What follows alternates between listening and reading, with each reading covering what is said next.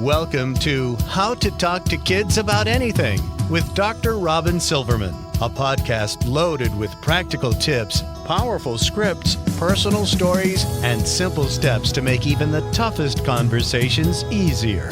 So get ready to get the information you need to make the impact you want from someone you trust, your friend, parenting expert, Dr. Robyn Silverman. Hello and welcome to How to Talk to Kids About Anything, where we give you the tips, scripts, stories, and steps to make even the toughest conversations easier. I'm so honored to be your host, Dr. Robyn Silverman, child and teen development specialist, author, and speaker, and most importantly, parent of two great kids who give me the opportunity to love, learn, and grow every single day, whether I want to or not. Believe me, I get it. It's not always easy, but we're in this together, and we have some great people helping us along the way. Now, it's not easy to be a teenage girl. Dealing with cliques, bullying, rejection, and social media fiascos can be overwhelming and disheartening. So yes, being a parent or a key adult in the lives of teen girls can also be a challenge. How do we best advise the teen girls for whom we only want the best when we don't always know which way is up? Our teen girls are going through so many important changes, physical, emotional, social, cognitive. They are learning what they like, who they are, and who they want to be. This is big stuff. So if you had the opportunity, what would you truly want the teen girls in your life to know?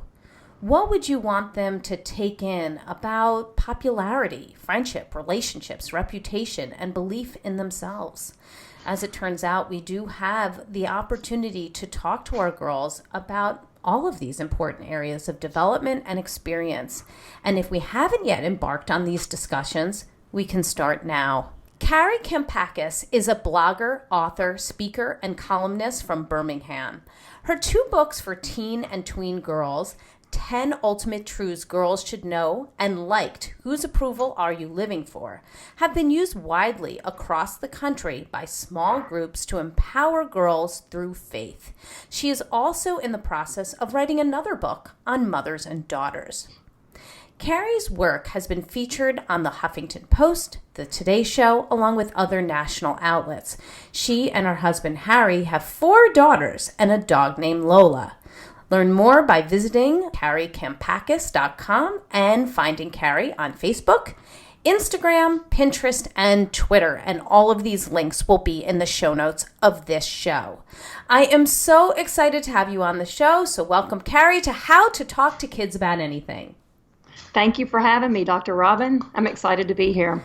Well, we're excited to have you. Before we get into the flow of things, for those who haven't yet read your work or heard you speak, what gets you up in the morning and what inspired you to focus on teen girls as your life's work?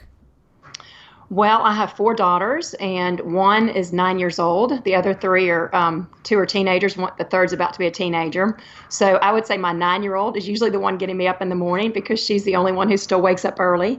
But my passion is my children, and through my children, I developed a passion for writing for teen girls and also for the mothers of those teen girls, just to really bring those two worlds together. And to bring my love for writing together with my love for family, and just to really share our experiences, share a lot of the aha moments that I've had, a lot of the mistakes that I've made and what I've learned from them. And also, as you know, whenever you put something out there, it's really what you get back from the people who you're talking to, the stories that they give you in return, and the feedback and the things that you learn from them. I feel like, putting our minds together, we could be so much stronger and more effective as parents. I agree with that. And I feel like this podcast has become like a master class for so many of it. I feel like I learned so much from my guests. It's such a privilege. And it looks like the audience of amazing listeners are really getting a lot out of it, as well as they've messaged me as they participate in discussions on Facebook or on Twitter and Instagram. and we've actually just recently surpassed 250,000 downloads. So it looks like, your words are going to fall on some very eager ears, and I'm so excited to get started with everything today. So let's start on a personal note that sort of collides with your professional work. As you mentioned, and as I read, you will officially have 3 teenage daughters coming this fall, ages 17, 14, and 13, as well as your soon-to-be 10-year-old girl. So now, from experience, as well as from your professional investigation, what is this stage of parenting like versus raising younger girls? It's funny. I thought I was so busy when they were younger, but I'm even busier at this stage. I feel like there's less time to just stop and reflect and really think about what I'm doing, because especially the moment school gets out, we are going until 8 o'clock that night. We are doing carpools and dinner and homework. And, and it's funny, you think, but having those 8 to 3 hours, you would be able to get a lot more done. And it is good to have that break, but there's just a lot more emotions. The problems get bigger as your children get older. There's usually somebody who's unhappy or something going on. So there's just a lot more of a mental load to juggle as a mom. But I do think, I don't want to make it sound like it's all negative. I love my children even more the older they get, as I get to see their personalities and we can have deep conversations. It's really fun, and there's such a rewarding aspect to this stage. But I do think that it's harder. It's a lot more complicated.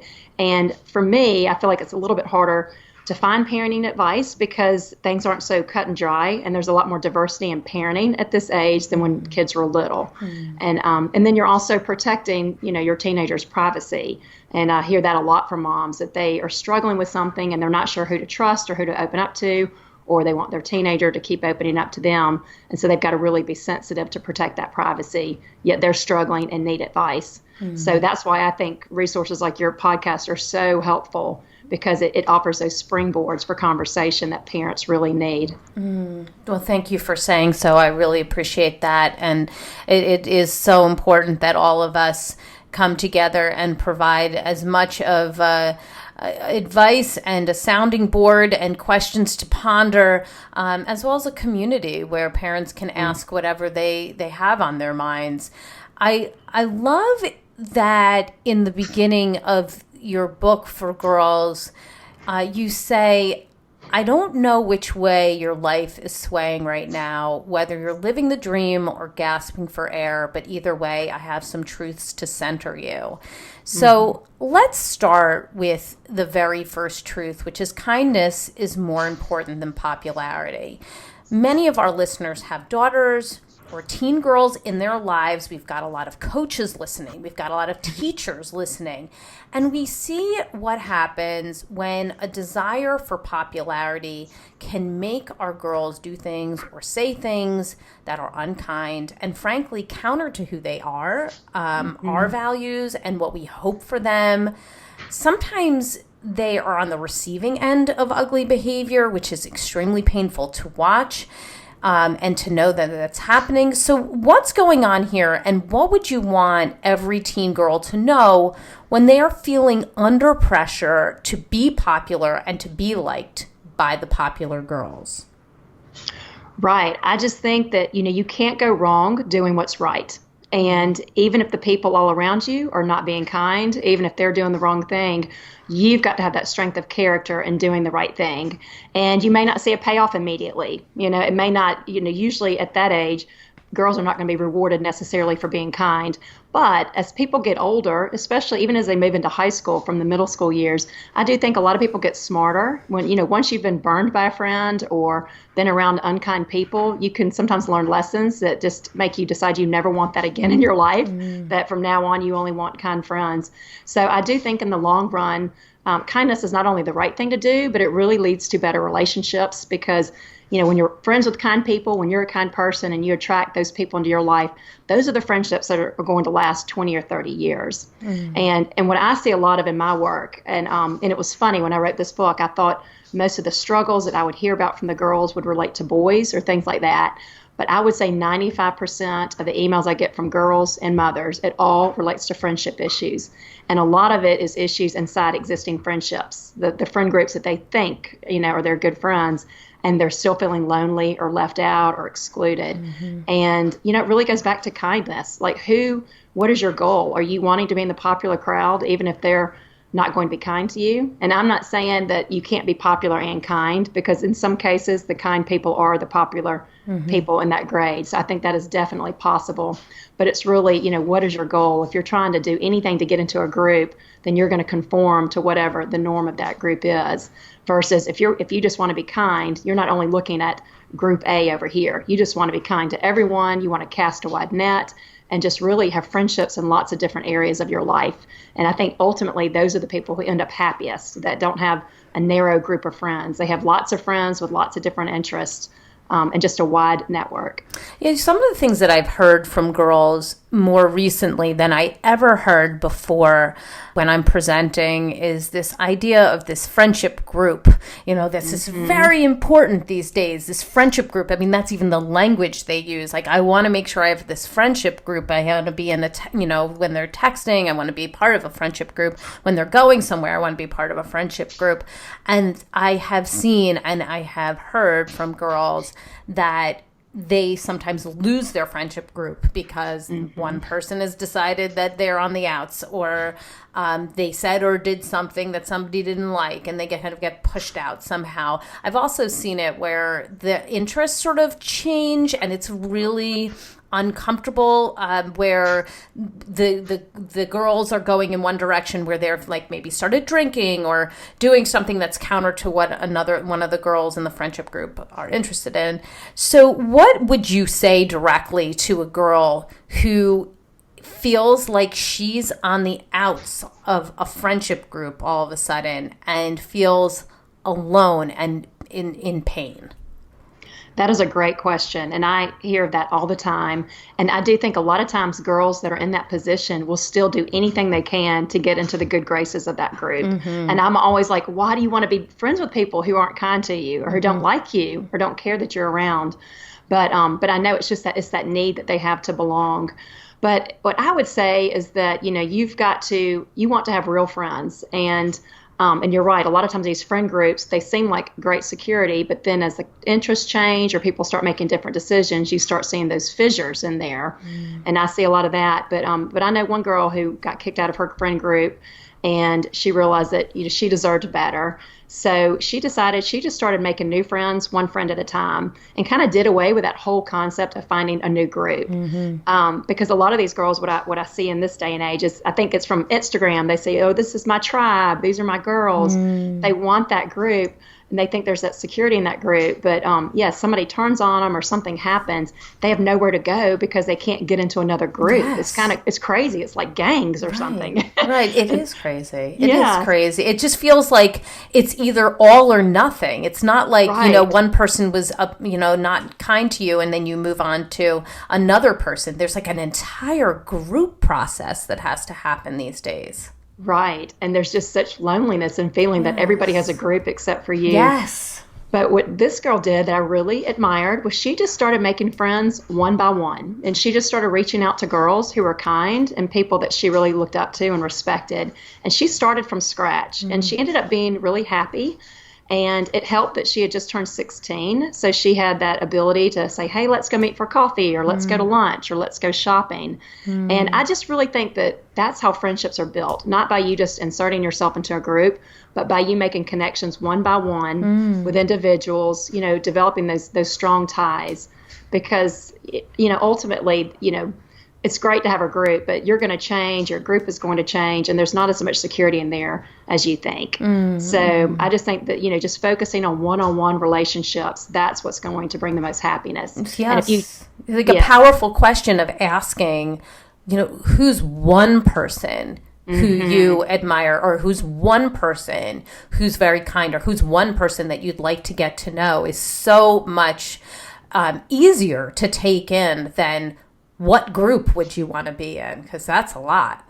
Right, right. And that seems like an impossible feat. Like, how do I go get into that group? Right. And you really don't. You can't just go insert yourself into a group, but you can make connections one-on-one with people that you connect with and admire. And I think that's the route to go. Okay. Really good advice.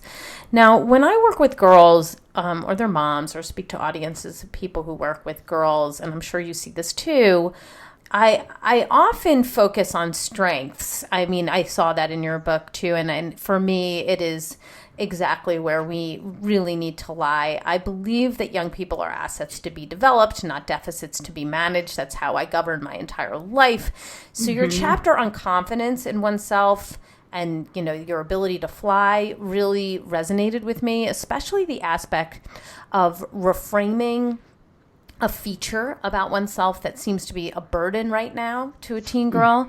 You say, every characteristic you possess serves a purpose. They are all tools in the toolbox you'll carry through life. Each tool is necessary and important. You have to trust the tools God gave you. Now, how can reframing what a girl might view as a burden right now, or honestly that others might see as a burden, you're too loud, you're too studious, you're too bossy, you're too lackadaisical, be the very thing that helps the girl to fly in life? And how can we relay this to our girls? Right. Well, just this morning, I shared an article on Facebook about a friend of mine who used to say that her daughter, when she was a toddler, when she was little, it used to drive her crazy because she was very strong-willed, she was very feisty, and she just wanted her to be calm and easy. And when her daughter was 2, she took her just to a routine pediatrician checkup. Some of her blood work was off, and so they said, well, you need to go to Children's. We think it's okay, but just to be sure. So they did some more blood work, and it turned out, they found out within a day that she had cancer, childhood cancer. And this child is one of my daughter's best friends now. She's now 13. She's doing fantastic. But obviously, that was a scary time. We didn't know what the future held. The mom was obviously terrified. Yes, of course. But it was she had so much wisdom in that period. I learned so much from her. She went through that. And one thing that she later told me was that personality of her daughter that used to drive her nuts, she said that is exactly what carried her through these treatments. Because when you get cancer at age 2, it requires really aggressive and just grueling treatments. And she's like, my other kids could not have handled that. But, God gave her that armor for a reason, to help her be able to handle what she would go through. And I just think that's really important for us to remember as parents that, we all have traits that can have an upside and a downside. And so, if you have a strong-willed child, instead of just trying to tamper that and think that, make them calm and easy, think that person could be a really great leader. And hopefully that's a child that you might not have to worry as much about being persuaded by the group or doing something that she really doesn't want to do, that there definitely is an upside. And if she can learn to channel that leadership and that strength in a good way to protect others and to be a positive influence, she could really move mountains in her lifetime. Yeah, we often talk about how some of these characteristics of our young kids that drive us the most crazy are the very things that are the best features for them as an adolescent, as an adult. Like, of course you want your kid to be able to speak their mind, but at 2 years old and 3 years old, you're like, or the child who is so meticulous about the building that they're making, and you're like, it's fine, it's just good enough, it's good enough as it is, but who do you want to be your surgeon later on in life, right? Exactly. So it really is a good way of reframing in your own head, but also to the child, so that they understand that the thing that they feel like other people are judging poorly, she's so studious, she's doing this in school, she's doing that these are things that can be reframed later on, so that she understands that they can serve her extremely well throughout her life. Exactly. I could not agree more. And I think it's important for moms to know that too, because we beat ourselves up. And I'm always, I'll look at other moms and I'm like, I wish I could be more laid back like her. More so-and-so like her. Laid back. That'd be nice. Yes, sure. Exactly. Like, what is that like? How does that feel? But yes, exactly. But, I think there's definite strengths. Our personalities, we like to get things done. We're doers, and you need those strengths in this world too, just as much as you need the people who will help you rest and relax and just absolutely. see that bigger picture. Yes, absolutely. It is important for all of us to see that. And in a culture that really seems to underscore perfectionism, which doesn't exist and need to be successful when in a world where failure is absolutely part of the road to success, it's important to remember that all of these characteristics can serve us and that each one of us brings something to the table. Can't all be the same. That would be not only boring, but terrifying. So I think it's an important thing. There's a chapter that you do that is a very sticky situation, reputation. It's a hard topic to discuss with our girls. First of all, it can be uncomfortable because we wind up, needing to get into topics that can feel a little off center for parents to discuss with kids. When we've done how to talk about sex here, and we've talked about how to talk about porn and selfies that are nude selfies and sexting. And, so reputation, it can be uncomfortable, and we'll just put high beams on that. We recognize it. We get it. We don't want to also shame girls for decisions they make. And yet we have an impulse to want to protect our girls from being targeted even before she's known personally as an individual. You say that your reputation is only as good as your last bad choice, and that is yikes. So what do we want to relay to girls about reputation, and how can parents and other key adults in girls' lives discuss this with their girls without restricting them from becoming themselves or shaming them for the decisions they've made? Right. Well, I guess it's just, unfortunately, we have such a double standard in this world that a boy and a girl in junior high can make very similar decisions. And 30 years from now, people may not remember the boy's decision, but they'll remember the girl's decision. And so I think it is a two-way street, is just helping girls remember, and our boys too, that, our choices do form our reputation. And for little kids, it could be as simple as, okay, if you have a habit of lying, then if people know that you lie and you have a reputation for that, one day you may be telling the truth, but people are going to question it or maybe not believe you because of your reputation as a liar. And so I think that you can start these conversations early, that it affects your relationships. It affects the way that people look at you. And but also we've got to introduce that element of grace and forgiveness. And, we all mess up, and then we all get to start over the next morning, and we have new mercies the next morning. I approach my book from a place of faith, and basically that, our world can be very unforgiving. They may not forgive something or forget something you did 30 years ago, but I believe we do serve a God who is very forgiving and merciful. And even if we do make mistakes, whether you are a believer of faith or not, we've all seen as adults that, bad mistakes we've made in the past can be used for good. Sometimes it's our mistakes that open the door. Once we decide to learn from our mistakes and maybe choose a different path, and, good things can come from that nothing in our life is a waste, even when we mess up, which we all do. I mean, I think we all can look at our younger years and teenage years and just wish we had done things differently. But it all works out, as long as we grow from those lessons and maybe don't stay on a bad path that we maybe started down. If we could kind of, turn it around, it's never too late to do that. So if you have a girl who's sitting in front of you, and let's say she's thinking about going to a party, and she's aware that at that party there's going to be some things going on that maybe she doesn't want to participate in, might feel pressured to participate in, whether it's drinking or doing just things that maybe are counter to what she has been doing in the past. What are some of the things that you would want to discuss with her in light of this piece on reputation?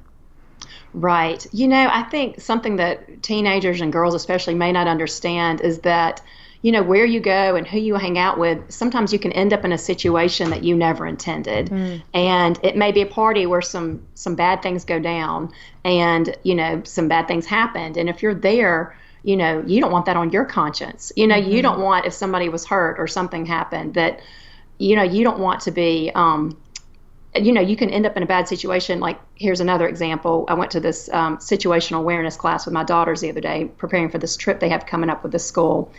And one thing that the police officer said was that, a jewel, somebody can offer a jewel to a teenager.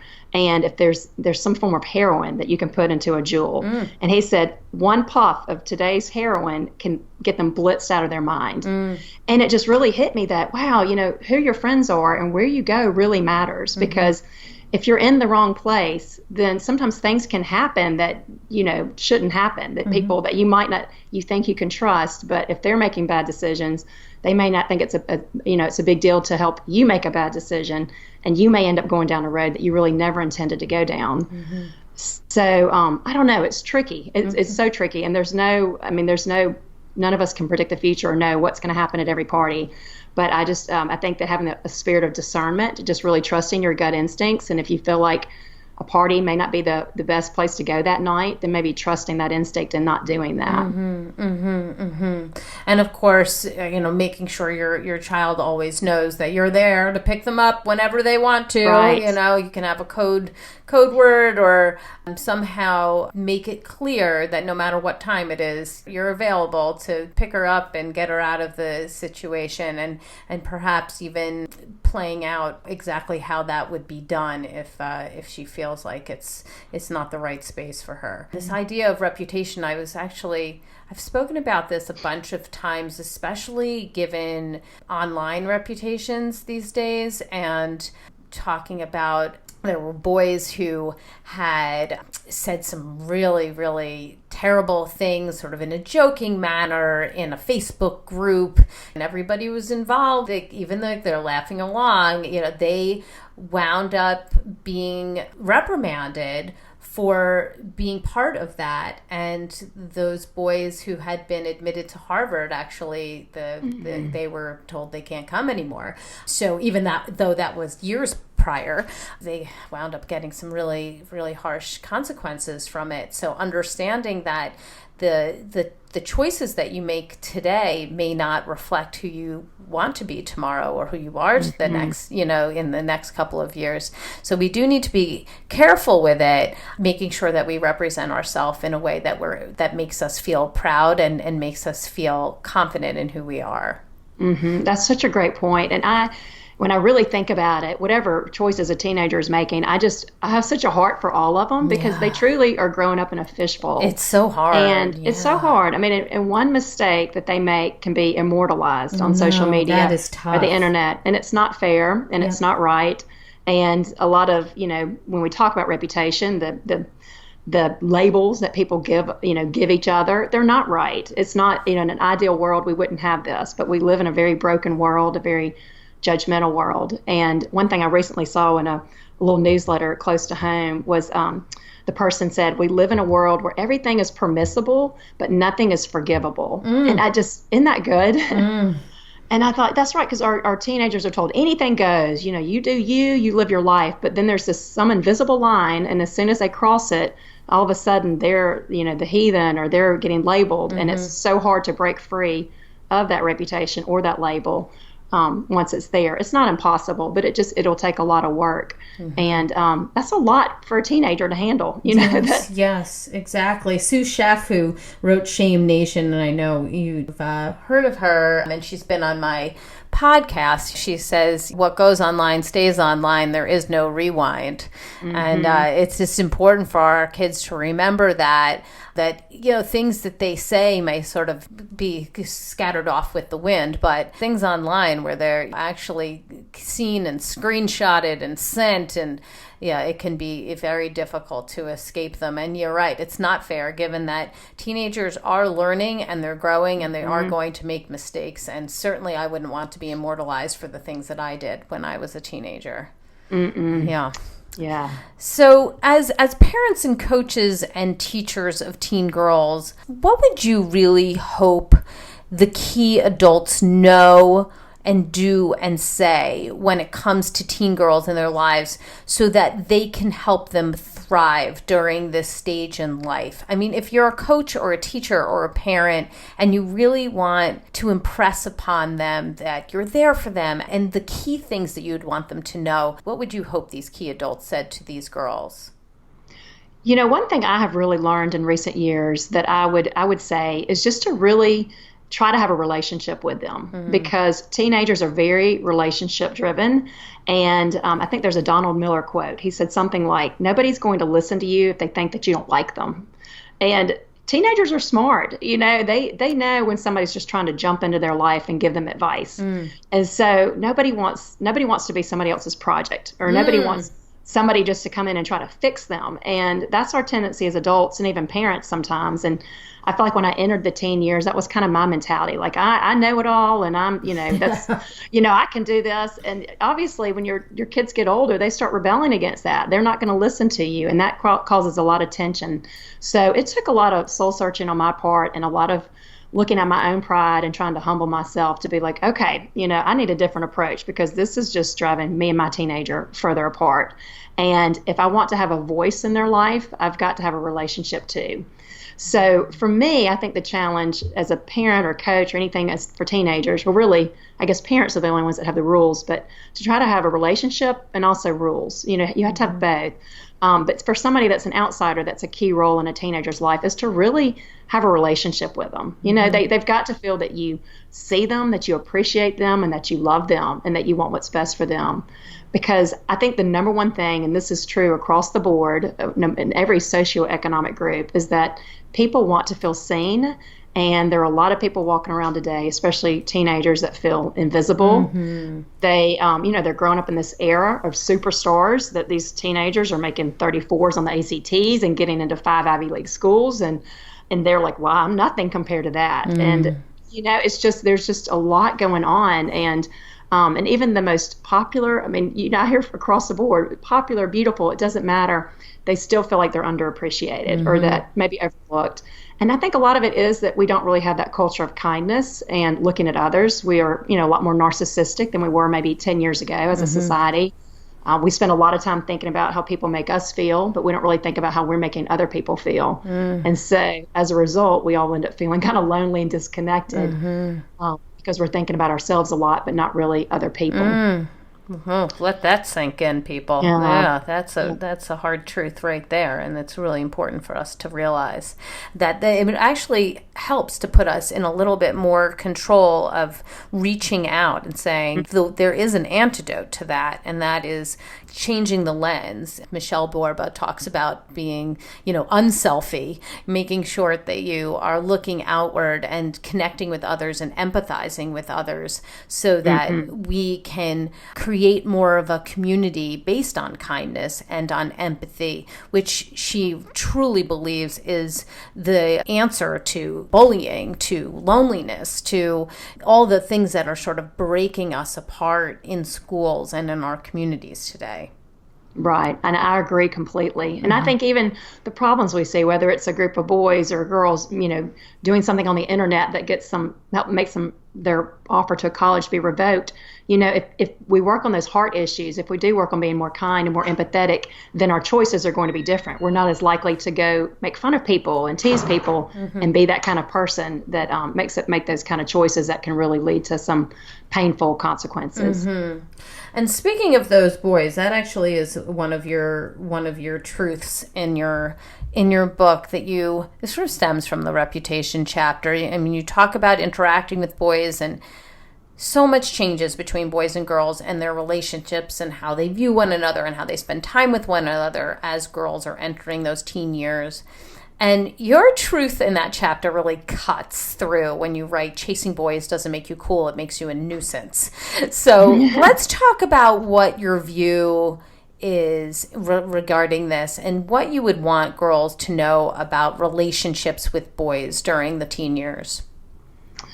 I always say chase your dreams, not boys, because, I think the one mistake so many girls make is they make a boy the center of their universe, and they don't build themselves and become the person they're supposed to be because they're pouring all their time and energy into this relationship. and that boy becomes their everything, and then they break up and they're lost and that's hard. don't know who they are. And I think of a few friends I have. I have one friend that said, when she was in high school, she had this boyfriend, and she said he was running for class office. So she helped him all night long make these posters for his class, the thing the next day. And she didn't study for a test that she had. So she said he won the election and she got a C on her test. Oh, bummer. Yeah, so she just says, sometimes you just look back and you wish that you could still have that relationship, but don't make it the center of your universe. Mm-hmm. And it'll be a much healthier relationship if you do that. Mm-hmm. And I think that when you do have that healthy mindset toward boys, it's going to attract healthier minded boys into your life. Mm-hmm. Mm. This is one of those very hard truths that we often have to experience. I certainly did in my life, in middle school and high school, when boys became part of my life, and I absolutely spent too much time with my boyfriend at the time and not enough time with my friends, and it came blown right back in my face. It was a very tough lesson to learn, but one that I never forgot. So sometimes those lessons are really important to experience. And we, as much as we may warn kids about the relationships in their lives, spending too much time with one girl, spending too much time with one boy, one person, right, can often backfire, and we don't know until it actually happens. That may not be the right route. So keeping that in mind, even as we're talking about these things, sometimes our girls are going to just do it anyway. Right. Yeah. Yes.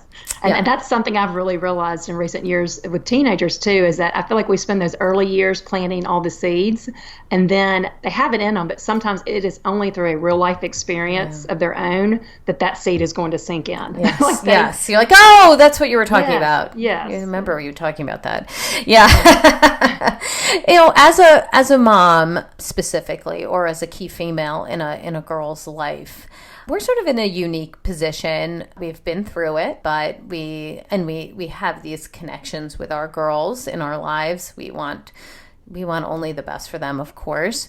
But what messages do you feel like we should be sending our girls about our relationship, about growing up female in this society, about their ability to bless this world in so many ways, and when it frankly can be so hard to raise a teen girl? I mean, let's just be honest here that there are times when we are wringing our hands and we are pulling our hair out because we don't like what they're doing or we don't like them in that moment. So what should moms really know about raising teen girls? I think one of the best practices anything any of us can do is to really remember ourselves as teenagers, and then think about the people in our life who loved us where we were at that moment. And I had to do a lot of that soul searching as I was writing my first book for teen girls. And I wrote a chapter, and my editor, emailed me back, and she said, "This is a great start, but you sound like a mom. And if you sound like a mom, the girls are not going to listen." And so she told me, write it instead as more of a wise big sister and remember yourself as a teenager. She said, channel your teenage self. And so I was thinking, oh, that sounds fun. I loved being a teenager. But as I really went back and I realized I'd kind of buried some of the unpleasant memories and I had to really dig those back up, I realized I just remembered all the insecurity and just, some of the dumb things I did or dumb things I thought. And I just realized, oh, wow, but my parents still loved me. They still loved me even in that place, just like they love me where I am now.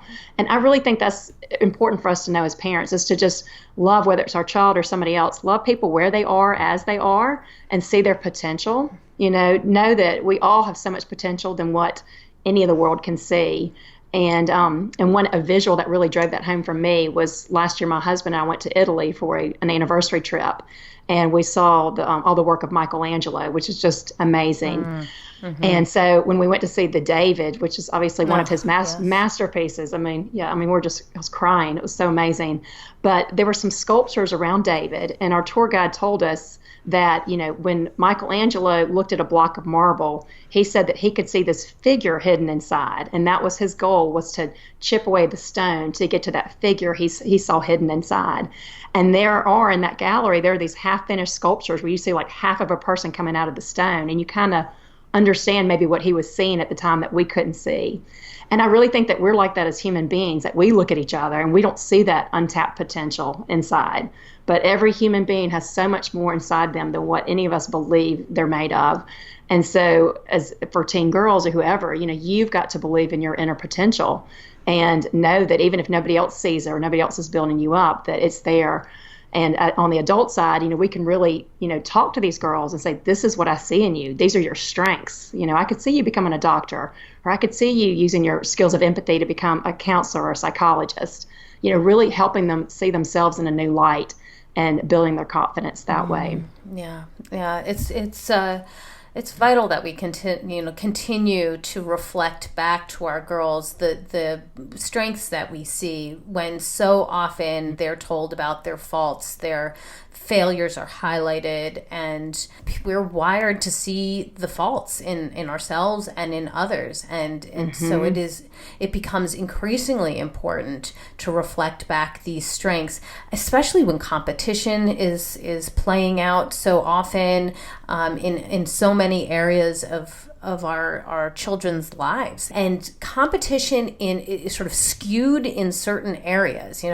Who's the best student? Who's the best athlete? Right. And what if you're not the best student or the best athlete, or you don't even like sports? Like, where does that leave you when you don't even know that what you bring to the table is appetizing or important in some regard? We really do, as key adults, whether it's a parent or an educator or a coach, to be able to bring those things out and say, I see that you're meticulous, and this is the way I see that really helping you, and this is why I think it's so awesome and cool and important. Or you notice everything, and I think, wow, when you can notice these types of things, that's a big deal. Not everybody sees things the way that you do. This is how that'll help you. So I really think that the highlighting a child's strengths is not any small thing in a girl's life, in anybody's life.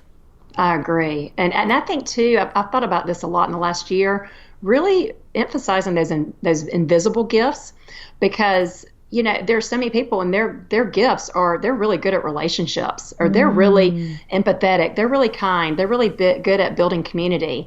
And that might not make them a lot of money in a job, but it will bring them a lot of happiness in life.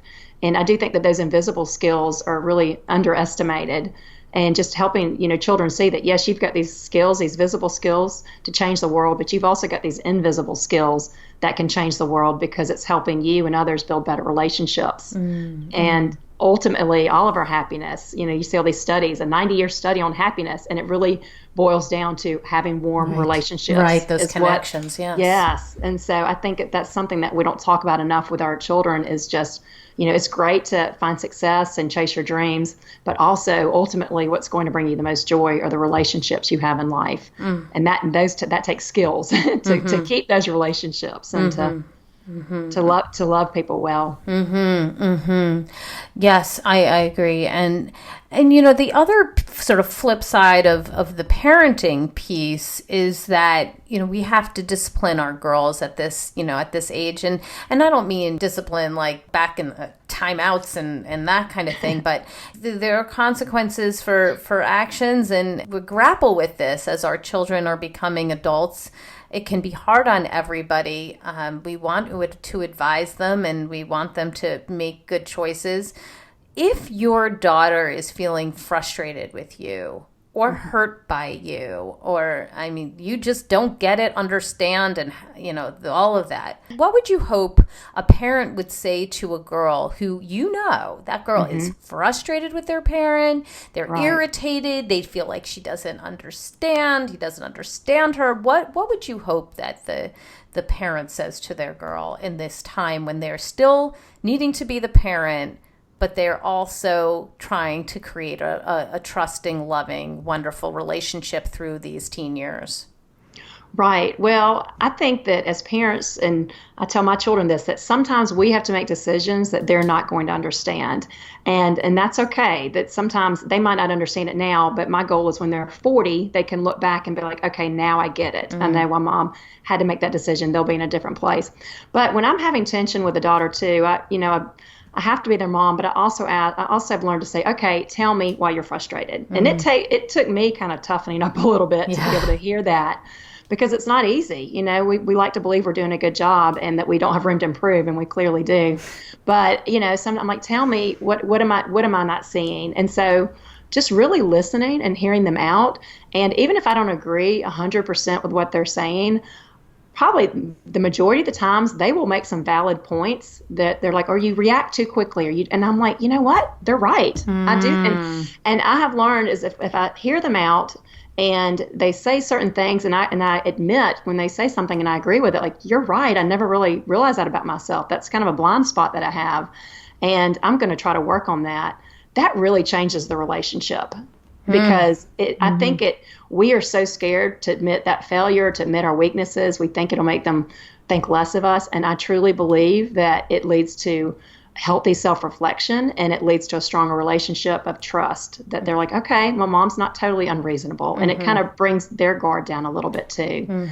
And one thing I really think about, you always hear about mothers and daughters and the fighting, and how, it's one of the most tense relationships out there with mothers and teen daughters. But, we may not be able to eliminate all tension and all argument. That's just part of any relationship, and especially maybe this age. But one thing I really think is a goal to work toward is to help our daughters and our teenagers learn to argue with us well, and to listen, and just to have those healthy debates. Because I see so many girls and grown women who cannot handle conflict. They have conflict with somebody, they can't talk it out, and so they resort to passive aggressive tactics, which used to be my strategy. And just, it hurts their relationships. And so to be able to have that healthy debate and say what we're feeling, but speaking that truth in love, and in a way like, I love you, but it drives, it really hurt my feelings when you did this. That it really, if you can have those respectful conversations, even when you disagree, I think you can learn something about each other and yourself to get to a stronger point in your relationship.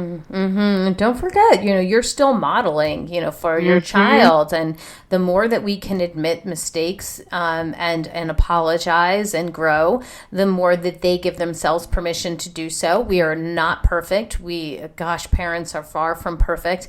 I actually posted on Facebook a little bit ago, a couple days ago, about some people view that saying sorry to your child is something that you don't have to do, and others believe that saying sorry to your child is very important. What's your view? And people were chiming in from all over the place. Of course, you've got to be able to apologize to your child. How are they going to learn? That this is something that we all have to do. That I think it is important. I really like that you ask your child about what it is that's bothering them that you're doing, so that you can have some self-reflection. Yes, it takes courage. Yes, you need to toughen up a little bit by being able to open yourself up to hearing it. But I think it is progress, because I don't think that is something that previous generations really did, because it was all about sort of being in control and, I am the adult and you are the child. But now I think that we're really embarking on more of an equal footing with relationships, understanding that even when somebody is younger, and their development is not as advanced as ours, that their opinion matters, how they feel matters, and that we, again, are not perfect, and we have a long way to go. I agree completely. And one thing I really think about a lot, too, is something that my friend Sissy Goff has written in a parenting book. She talked about having rules in relationship, which I mentioned earlier. And she said a lot of parents today grew up with a very rules-driven relationship with their parents. That it was, the parents had the rules, but there wasn't a lot of relationship there. And so these kids grew up and became parents. And now our generation, we focus a lot on the relationship, sometimes to a fault, not giving them as many rules because we don't want them mad at us, and we want them to talk to us and tell us the truth about what's going on and their with their friends. But you've got to have both. You've got, if you're not the parent, who's going to be the parent for them? So we've got to play that hard role of setting boundaries and, having consequences and all of that. But if we want to keep that voice in their life and not have that secret resentment on their end, then we've also got to work on that relationship side. So we're not coming in like this sledgehammer that you do what I say and don't talk back. Yes. Well, we'll take that in, and we've got to think about it on all ends. And the balance is challenging, but I think that the parents who are listening in and the adults that are listening into this podcast are completely set up for this challenge. So give us your top tip. What is the information that you truly want us to walk away with after this podcast about how we can raise, successful, happy, grounded girls, and the truths that you really want them to know? I would say just to let everything be driven by love and not let our pride get in the way or our fear of looking like a failure as a parent, just to forget about that, to really just let love drive the way, and to get comfortable offering apologies and listening to your teenager. That is huge, I think. Just letting them talk, letting them feel like they have a voice. I have a friend who said that they'd have car talks, and he would drive around the block with his teenagers, and in that time they could say whatever they wanted. And at the end, he had the final say, but he allowed them to voice their opinion and their thoughts freely. And sometimes he did change his mind, sometimes he didn't, but that really helped build the relationship. So just listening and letting everything be driven by love. And by love, I mean, wanting what's best for them long term. And sometimes that means making hard decisions now they don't understand, but maybe one day they will. All right, give us the resource of the week. Where can we go to get more information about you and all the work you're doing? Okay, thank you. Probably the best place is my blog, and it's karikampakis.com, and there's a whole section for my blog. I write a good bit about parenting, and especially about parenting girls. Excellent, excellent. Well, I would just want to thank you, Kari, for your insight and your strategies and your work on girls, and I really appreciate all the information that you brought to us today about the truths that we really want our girls to know. Understanding that, yes, we need to talk to our girls, but we also need to listen, and we need to see them for who they are.